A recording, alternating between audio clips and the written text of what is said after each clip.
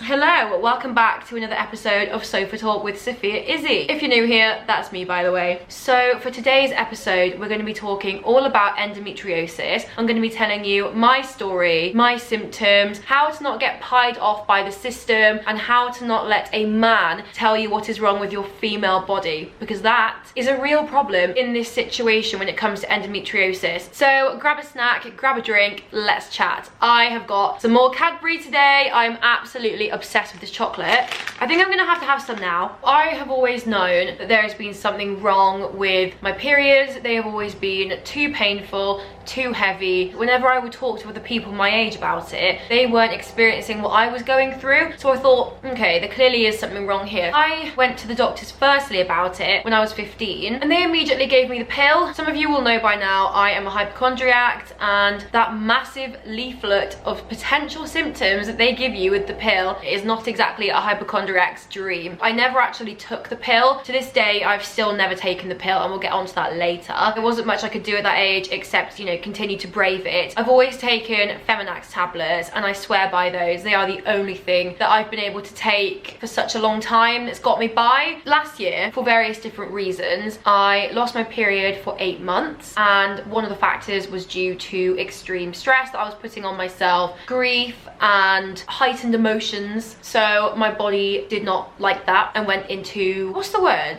Like basically when your body is not healthy in that aspect, it sort of shuts down and it doesn't give you a period because your body doesn't believe that that is vital. I can't think of the word. On one hand, because of how bad my periods were, that was quite good because I thought, yeah, every month I don't have to worry about getting anemia again because I've been anemic many times. But then on the other hand, it's also bad because your body really does need that period as it is a normal function. So for those 8 months, I was trying to get it back. Eventually, my period came back in October last year. Everything just went wrong. It just got 10 times worse. I originally thought it was because I wasn't used to having periods because I hadn't had one for so long. So I wasn't used to the pain, but I quickly realized that the pain I was experiencing was not just like it was the year before when I'd had periods. It was excruciating. Every single month I would dread it so much because I would be in bed in the fetal position, lying on the hard wooden floor, just crying and crying. No amount of painkillers were helping, and that was the worst part. I would be popping paracetamols and Feminax. Obviously I didn't want to take too many, it's then dangerous. So I was taking as many as I technically could. Didn't do anything, didn't even touch the pain. It was horrific. Why am I saying was? It still is horrific.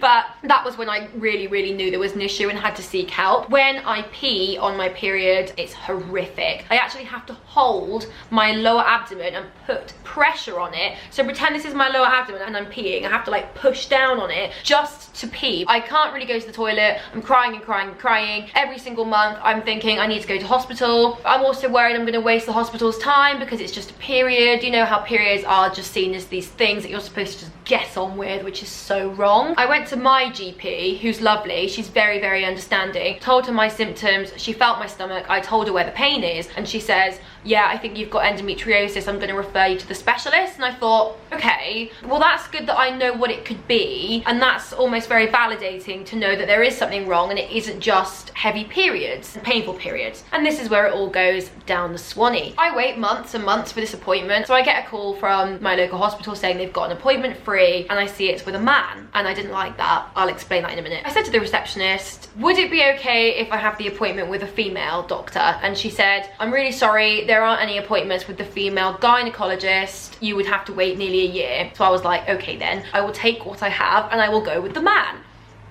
Wish I'd waited a year now. I get to this appointment and I already have a bad feeling, but I didn't go into it prejudiced.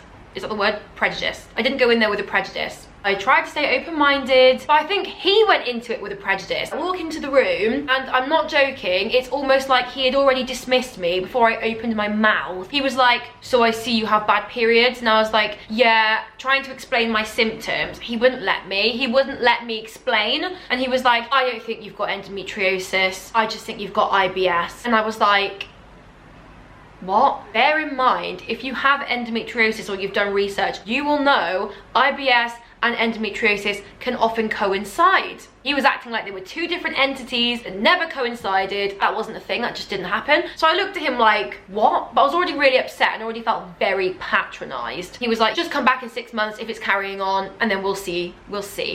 But I don't think you've got it. And I was like, do you want to know what was even worse? He didn't even physically assess me. Not that I would have let him, but he didn't even ask. He didn't even ask to feel my lower abdomen for any tenderness. So I just felt absolutely pied off by a man. Left the room, immediately was sobbing. Like I was, oh my God, I was actually hysterical. Me and my nan, bless her, she came with me along this whole journey. We drove back to where I live and it was like a half-an-hour drive. The whole time I was actually screaming, crying. I was like, how does he know what's wrong with me? He doesn't, like he can't tell me what's wrong with me. I just didn't believe him. I just felt completely shunned off. I'd be like, yeah, I have this pain. He was like, well, people with endometriosis don't get that pain, even though they do. So he was actually lying. Me and my nan was sat in her car and she could see I was so upset. I was like, I need a second opinion. I need to see a female gynecologist. And then if she also says I haven't got endometriosis, then I will leave it. I will put it to bed forever. I will never think about it again. My nan completely agreed. She was like, yeah, we need to get a female to assess you. So we had to go private and pay £250 to talk to a female gynae. And here is what happened with that. I had this appointment coming up and obviously because it was private, luckily it came around very quickly. I think it was 2 weeks after this awful incident with the male gynae. I was not going to let that happen again. And I wrote down every single symptom in this book that I experienced and I said to my nan,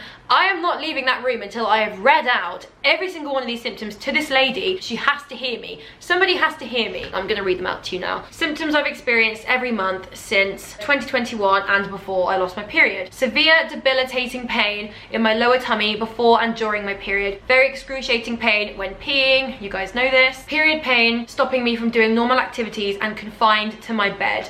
Painkillers not working on the pain at all. Crying due to the pain. I'm not gonna read some of these out because it's kind of grim. Nausea, brain fog every day, chronic fatigue every day. I already have chronic fatigue. This was definitely making it worse. I had to like recover in bed for an extra week after I had my period. Pain ovulating, I get that 2 weeks into my cycle. I'll start getting like endo pain from that day. Joint pain most days and worse on my period, like upper leg pain, it's awful. Painful digestion and can get very uncomfortable bloating, really bad headaches. I noticed that they were terrible at the start as well. Do you want to know one of the first things this lady said to me? Can I physically assess you? And I was like, thank God. We went behind the screen. I had to like lie on this bed. It was kind of uncomfortable. I didn't actually expect to be assessed that day. She did a physical examination, felt my stomach, etc. Did some things, and then she was immediately like, yeah, you are extremely tender when you shouldn't be. And I was like, yeah, exactly. She was like, okay, I do think you've got endometriosis. So that was 2 against 1 at that point. I had my GP and now the specialist saying it, and a man conveniently saying that I don't.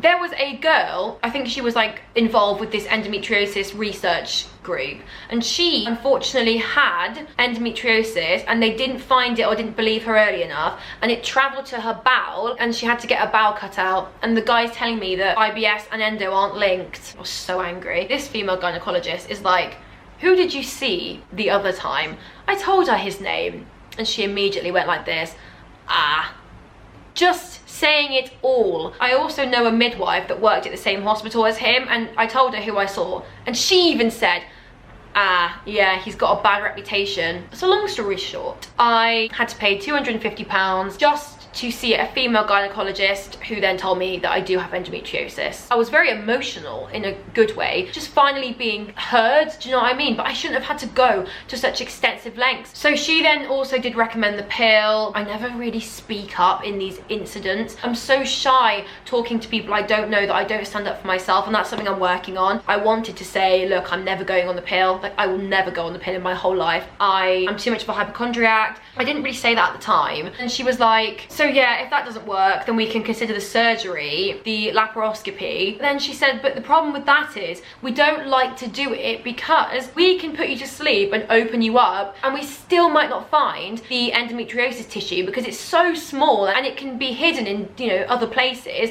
that we might not find it, and then we've just done a whole operation and then we might tell you, oh yeah, we haven't found any endometriosis, even though you might still have it. It's just a bit of a nightmare. Being a girl is just a nightmare, do you know what I mean? I don't want to go through that. Can't go on the pill. So yeah, I'm kind of left with just dealing with it. But you know what? I'm glad that I found out that I have got endometriosis, and it's very validating to know I haven't just got heavy periods. I don't know how from year 7 to year 11, year 12 and 13, I wasn't really in school that much. I don't know how I put up with going to school for those 5 years in excruciating pain every day, just sitting in the classroom. I have to lie in bed for a week now. I don't know what's happened. It obviously has got worse over time. I'm happy that people now can't actually turn around to me and be like, just get on with it, it's just a period, man up. I hate that phrase. The moral of this whole story: do not let a male gynecologist tell you what is wrong with your female anatomy.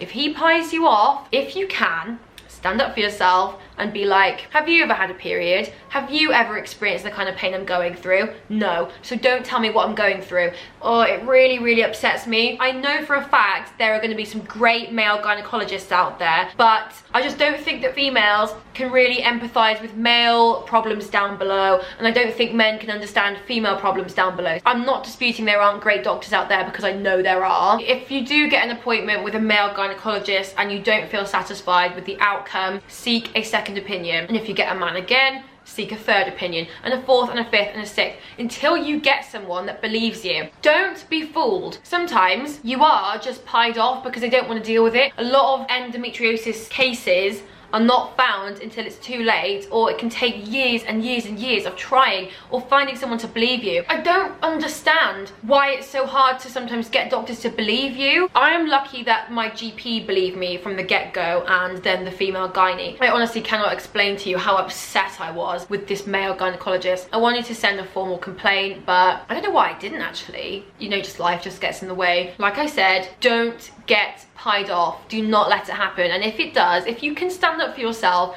do it, because it will help. Just be like, I don't think you're listening to me. If you don't feel confident enough, like I said, that's when you need to seek a second opinion, or even if you do stand up for yourself and they still don't believe you. Many health matters are not diagnosed at the first appointment. It can take seeing different specialists, and that is the advice I'm giving today. Don't give up. And this doesn't even just apply for endo. If you've got any condition that you think you're not being heard about, then shout it from the rooftops to somebody else, because somebody will always listen to you. I'm really sorry to everybody that has been pied off by the system, even by female gynaes. I'm not saying it's just the male ones. No man will understand the pain of lying on your floor screaming because of your periods. They will not understand that. I hope hearing my story has been helpful or inspiring to somebody else, and if you are going through the same symptoms as me that I mentioned, just go to your doctor and get them checked, because it could save you a lot more pain in the future if you're willing to go on the pill, because it is known to help endometriosis symptoms. I think the mini pill I was offered, but I think they all can help. I'm not slandering the pill. I know it is so good for many, many women. I am very upset by the lack of appropriate medical care